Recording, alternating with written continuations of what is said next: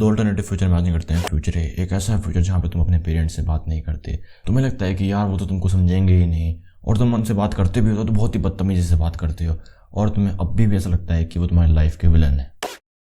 अब future B, तुम्हें किसी की जरूरत नहीं है क्योंकि तुम्हारे पास तुम्हारे पेरेंट्स हैं। जहाँ जो लोग फ्यूचर ए की तरफ जा रहे हैं वो लोग अब भी लोनली फील करते हैं, लेकिन तुम अपने पेरेंट्स का टाइम स्पेंड करते हो।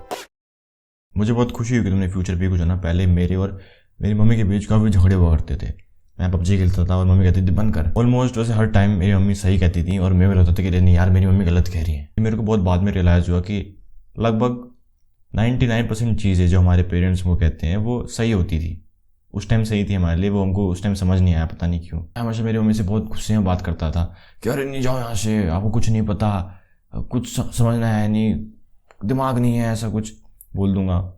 मतलब मैं ऐसा समझता था कि मैं हूँ बहुत स्मार्ट, मेरे जो पेरेंट्स हैं खासकर मम्मी उनको कुछ नहीं पता। मैं ये तक सोचता था कि जो मेरे 11th में नंबर कम आए हैं वो भी मेरे पेरेंट्स की वजह से आए हैं, क्योंकि मेरे को साइंस नहीं लेनी थी, मेरे पेरेंट्स ने मेरे को ज़बरदस्ती साइंस दिलाई तो उनकी गलती है। ये पता है कि ऐसा क्यों सोचते हैं लोग कि अरे यार पेरेंट्स की गलती है जो मेरे साथ हो रहा है ना, वो मेरे पेरेंट्स की गलती है, ऐसा क्यों सोचते हैं लोग? क्योंकि मूवीज़ वगैरह में इसे तो देखा जाता है कि एक बच्चे के दुश्मन जो एक हीरो है अपना, उसके दुश्मन हमेशा उसके पेरेंट्स होंगे। कि अरे भाई पेरेंट्स की वजह से वो अपने सपने पूरे नहीं कर पा रहा, पेरेंट्स उसको रोक रहे हैं और ताकि ये पता जान कैसे दिखाते हैं ताकि तुम रिलेट करो। क्योंकि जब हम टीनेज में होते हैं तब ऐसा होता है ना कि बस हम अपनी ही सुनते हैं। टीनेज एज में लगता है ना कि मेरे पेरेंट्स तो क्या ही फालतू हैं, हमारे दोस्त हैं जो भी हैं, हम हैं जो भी हैं, हमारे दोस्त सही कहते हैं, हमारे पेरेंट्स गलत कहते हैं। लगता है ना टीनेज ईयर्स में ऐसा। वही कह लो कि ताकि वो जो यंगर ऑडियंस है वो रिलेट करे ना, तो वो जानबूझ कैसे दिखाएंगे कि एक लड़का है अपना हीरो, उसके जो विलन है वो पेरेंट्स ही होंगे उसके।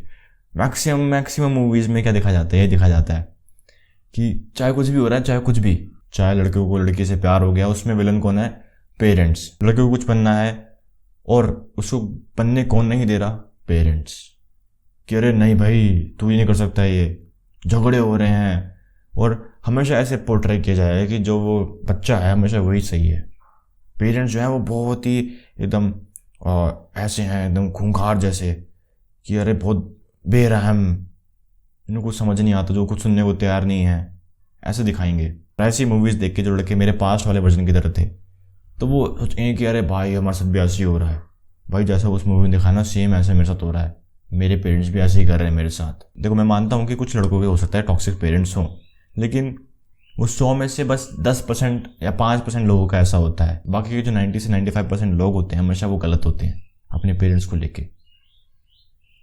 अभी क्या है कि अभी ऐसा दिखा दिया गया है ना कि अरे भाई पेरेंट्स तो ऐसे होते हैं वैसे होते हैं, कि अगर पेरेंट्स कुछ सही चीज़ भी बोलेंगे ना तो लोग अरे क्या अत्याचार कर रहे हैं मेरे ऊपर, मेरे पेरेंट्स तो ऐसे हैं, अरे संदीप भाई मेरे पेरेंट्स तो बहुत टॉक्सिक हैं, टॉक्सिक पेरेंट पे एक वीडियो बनाओ। और ऐसी मूवीज़ देख के, ऐसी कह लो इंस्टाग्राम वगैरह पे रील देख के लोगों को लगता है कि अरे भाई हमारे पेरेंट्स ही बहुत ख़राब हैं। तो वो क्या करते हैं, वो लोग अपनी गलती का भी ब्लेम अपने पेरेंट्स पर डाल देते हैं। जैसे मैंने किया, मेरे को साइंस चाहिए नहीं थी 11th में, लेकिन मेरे पेरेंट्स ने कही थी तू ले ले साइंस, तो मैंने ले ली।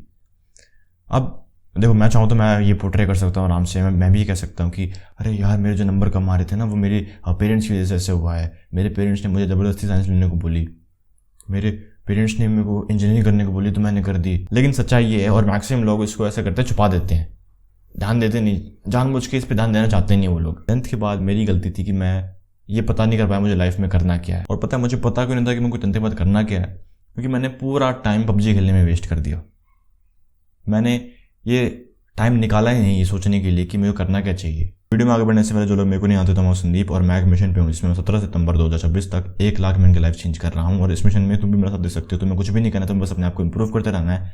और अगर तुम्हें लगता है कि मेरी वजह से हमारी लाइफ में कुछ भी पॉजिटिव चेंज आया, तुम्हारी कोई प्रॉब्लम सॉल्व हुई, तो तुम इस चैनल को सब्सक्राइब कर सकते हो और मेरी वीडियोस तुम उनका शेयर कर सकते हो, मेरी वीडियोस की जरूरत हो। अब सबसे पहले ये देखते हैं कि तुम्हें अपने पेरेंट्स से बात करनी क्यों चाहिए, तुम्हें अपने पेरेंट्स के साथ अपने रिलेशन सुधारने क्यों चाहिए। देखो वैसे तो बहुत सारे कारण निकल के आ जाएंगे कि तुम्हारे पेरेंट्स तुमको सपोर्ट करेंगे, मम्मी पापा का हाथ जब सर पे रहता है तब काफ़ी सही चीज़ें रहती हैं। लेकिन सबसे बड़ा जो कारण मेरे हिसाब से वो है लोनलीनेस।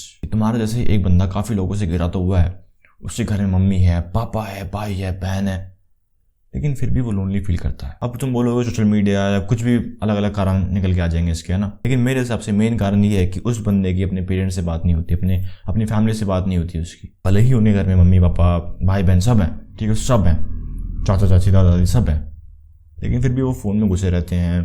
फ़ोन में देखते हैं कि अरे भाई ये लोग कितने अपनी फैमिली के मज़े कर रहे हैं, काश मैं भी ऐसे मज़े कर पाता। फ़ोन में देख रहे हैं, अपने पेरेंट्स से बात नहीं कर रहे, बस अपनी दुनिया में घुसे हुए हैं। और ऊपर से ऐसा सोचते हैं कि अरे भाई मेरे को तो कोई समझता ही नहीं है, मेरे को तो अरे नहीं भाई मेरे को ये समझ ही नहीं पाएंगे कभी। बिल्कुल सेम मूवी के डायलॉग कॉपी करेंगे कि अरे आप तो मेरे को कभी समझ ही नहीं पाए, अरे अगर आपने मेरे को कभी समझा होता तो ऐसा नहीं होता है। देखो दिक्कत ये नहीं कि तुम्हारे पेरेंट्स उनको समझ नहीं पा रहे, दिक्कत ये है कि तुम उनको समझा नहीं पा रहे अपनी चीज़, अपने आप को समझा नहीं पा रहे तुम उनको। मेन दिक्कत यही है।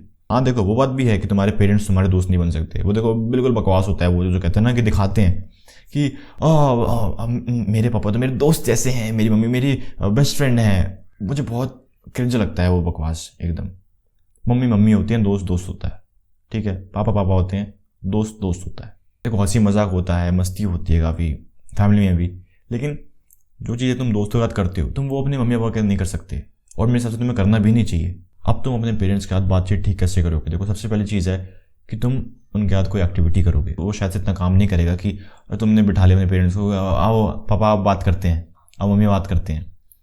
मुझे नहीं पता वो काम करेगा नहीं करेगा, मेरे हिसाब से शायद से नहीं करेगा वो काम, क्योंकि जो बॉन्डिंग होती है वो ऐसे नहीं बैठती। साइंटिफिक स्टडीज़ ने प्रूव किया है कि बॉन्डिंग दो बंदों के बीच तब ज़्यादा होती है जब वो लोग कुछ साथ में एक्टिविटी करते हैं। जैसे अगर मैं तुम्हें एक्टिविटी का एग्जांपल दूं तो जब मैं अपना स्मार्टफोन एडिक्शन ठीक कर रहा था तब मैं कैसे न तैसे टाइम काटने के लिए शाम में ये करता था कि मैं अपनी किचन में मम्मी की हेल्प करा दूंगा, सब्जी वगैरह काट लूँगा और उनसे सीखूंगा चीज़ें। देखो मेन चीज़ ये है कि जब तुम एक्टिविटी करो अपने पेरेंट्स का तो तुम्हें ऐसी एक्टिविटीज़ मैं कहूँगा चूज़ करना जो तुम्हारे पेरेंट्स को आती हो लेकिन तुम्हें ना आती हो, तुम उनसे सीखो।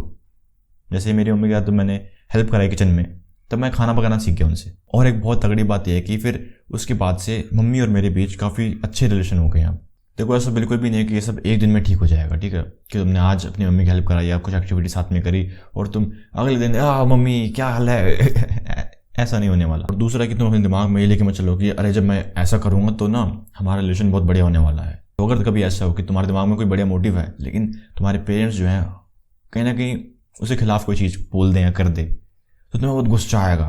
तुम सोचोगे कि अरे मैं ना इनके लिए इतना सब कर रहा हूँ और ये है कि मेरे पे उल्टा गुस्सा कर रहे हैं, मेरे को ये उल्टा फालतू बोल रहे हैं, वो कुछ करना ही बेकार है, मैंने तो बहुत सोचा था लेकिन कुछ फ़ायदा ही है इस चीज़ का, इनके हाथ तो कुछ होगा ही नहीं। तो तुम अपने दिमाग में कोई ऐसे कहानी बना के मत चलना कि अभी मैं ऐसा कर रहा हूँ तो मेरे और मेरे पेरेंट्स के बीच में काफ़ी सही चीज़ हो जाने वाली है, अब सब सुधरने वाला है, वो मत करना। और देखो तीसरी चीज़ जो भी वो बोलते हैं तो उसको इतना माइंड मत करना।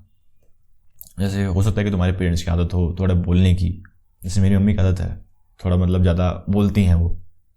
जैसे मैं कभी किचन में खाना पकाऊंगा तो बोलेंगे अरे ये ठीक कर, अरे वो ठीक कर, अरे वहाँ पानी रह गया उसको साफ कर, अरे ये क्या कर रहा है, सही जगह पर रख सब चीज़ें, नमक का डिब्बा वहाँ क्यों रखा हुआ है, इधर रख, देखिए डब्बे का ढक्कन इतना टाइट मत लगा, बाद में खुलता नहीं है, वो क्या कर रहा है। तो ऐसा थोड़ा बहुत बोल देती है वो, कभी कभी ऐसा गुस्सा आता है कभी कभी मेरे को भी। तो तुम उस टाइम ये ट्राई करना कि तुम अपने पेरेंट्स पे गुस्सा ना हो। जैसे अगर मेरी मम्मी मेरे को बोलती है इतना है ना, तो मैं या तो उनको उस चीज़ को थोड़ा हंसी में ले लेता हूँ, मजाक में। जैसे वो बोलती है कि अरे अभी मैंने पोछा लगाया यहाँ पैर लेके मत आ, तो मैं वही नाचने लग जाऊँगा ऐसे, और कुछ टाइम बाद समझ के मैं चले जाऊँगा। मैं तो ऐसे कह लो कि मैं उनके बिहेवियर्स नोटिस करता हूँ कि अच्छा मेरी मम्मी का बिहेवियर ऐसा है, मतलब मेरी मम्मी का थोड़ा बिहेवियर है ज़्यादा बोलने का, ठीक है, ज़्यादा अगर उनके हिसाब से चीज़ नहीं है तो उसी को गलत बोल देने का। और पेरेंट्स के मामले में काफ़ी लोग ऐसा लगता है कि अरे भाई वो समझेंगे नहीं यार, अरे नहीं यार वो समझते नहीं मेरी बात को, काफ़ी लोग ऐसा लगता है। जैसे मैंने पहले तुम्हें बताया कि दिक्कत ये नहीं है वो समझते नहीं है, दिक्कत ये है कि तुम उनको समझाते नहीं हो चीज़ें। हाँ देखो ठीक है उन्हें काफ़ी चीज़ें नहीं पता अभी के बारे में, अभी के ज़माने के बारे में, तो हो सकता है कि वो अपने हिसाब से, उनके हिसाब से तो वो चीज़ सही कर रहे हैं लेकिन हो सकता है कि वो चीज़ गलत हो, ऐसा हो सकता है, आराम से हो सकता है।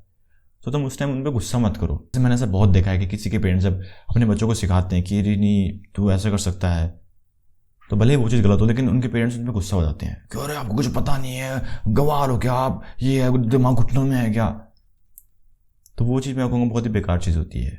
अगर तुम उनको समझाओगे तो वो समझेंगे आराम से, हर कोई समझता है यार। तो अगर तुम्हें कभी भी ऐसा लग रहा है कि तुम्हारे पेरेंट्स तुमको समझ नहीं रहे, ठीक है, या उनको समझ आता नहीं है, तो देखो या तो तुम उनको समझाओ अच्छे से, अगर तुम बढ़िया समझाओगे तो समझेंगे, अगर वो फिर भी नहीं समझते तो वो चीज़ तुम करके दिखाओ कि हाँ ये चीज़ हो सकती है। क्योंकि देखो बस आइडिया की कोई वैल्यू नहीं करता, चाहे तुम्हारे पेरेंट्स हो या कोई इन्वेस्टर हो, सिर्फ आइडिया की कोई वैल्यू नहीं करेगा। तुमने शार्क टैंक में देखा हो कि जो इन्वेस्टर्स होते हैं, जो शार्क्स होते हैं, वो लोग किस कंपनी में इन्वेस्ट करते हैं? जो उनको दिखता है कि हाँ ये पहले से प्रॉफिट कमा रही है, जो उनका आइडिया है, जो उनकी सोच है वो पहले से काम कर रही है। फिर वो उसमें कुछ देखते हैं कि हाँ भाई चलो ठीक है, ये पहले से काम किया है इनका तरीका, तो आगे भी ये जो कह रहे हैं कर सकते हैं, तो तब वो मानते हैं और इन्वेस्ट करते हैं उनके बिजनेस में। या तो तुम उनको प्लान दिखाओ कि तुम कैसे करने वाले हो चीज़ों को, अगर वो कन्विंस होते हैं तो ठीक है, लेकिन अगर वो नहीं होते तो तुम्हें सही में चीज़ें करके दिखानी पड़ेंगी, क्योंकि ऑब्वियसली बात है हमारे पेरेंट्स ने वो सब देखा नहीं, उनको नहीं पता कैसे काम करती चीज़ें, तो तुम्हें दिखाना पड़ेगा रिजल्ट उनको। मैंने जब अपने घर में यूट्यूब के बारे में बताया तब मेरा चैनल ऑलरेडी मोनेटाइज हो चुका था और गूगल से चिट्ठी भी आ चुकी थी। जब चैनल मोनेटाइज होता है तो वेरीफाई करने के लिए गूगल से चिट्ठी आती है, ठीक है, तो वो सब हो चुका था। मतलब उनको दिख रहा था कि हाँ भाई गूगल से चिट्ठी आ रही है, कुछ तो है, कुछ तो हो रहा है, तो वहाँ से उनको भरोसा आया और वहाँ से कह लो कि तुम्हें भी एक वो आएगा अंदर से कि हाँ भाई ठीक है, हो सकता है आगे भी ये प्लान कहाँ शायद से काम कर सकता है। तो वो तुम्हें भरोसा दिलाना पड़ेगा, चाहे तुम वो प्लान दिखा के दिलाओ या फिर वो सही में उस चीज़ का प्रूफ दिखा के दिलाओ। तो आज की वीडियो के लिए इतना ही। अगर तुमको ऐसे जिसकी लाइफ में पोर्न एडिक्शन एक बहुत बड़ी समस्या है तो डिस्क्रिप्शन में या फिर पिन कमेंट में तुम्हें लिंक मिल जाएगा द रीबर्थ ब्लूप्रिंट का। वो एक कंप्लीट पैकेज है जो मैंने तैयार किया, तुम कैसे अपने ब्रेन को रिवायर कर सकते हो इस एडिक्शन से बाहर निकलने के लिए। तो डिस्क्रिप्शन में फिर पिन कमेंट में तुम्हें लिंक मिल जाएगा, फटाफट चेकआउट करो उसको। और अगर तुम्हें ये वीडियो पसंद आई तो मुझे पूरा भरोसा है कि तुम्हें मेरी बाकी वीडियोज पसंद आएंगे, तो फटाफट चैनल को सब्सक्राइब करो और मेरी बाकी वीडियोज चेकआउट करो। मैं मिलता हूं तुम्हें अगली वीडियो में, तब तक के लिए कीप इंप्रूविंग, बाय बाय।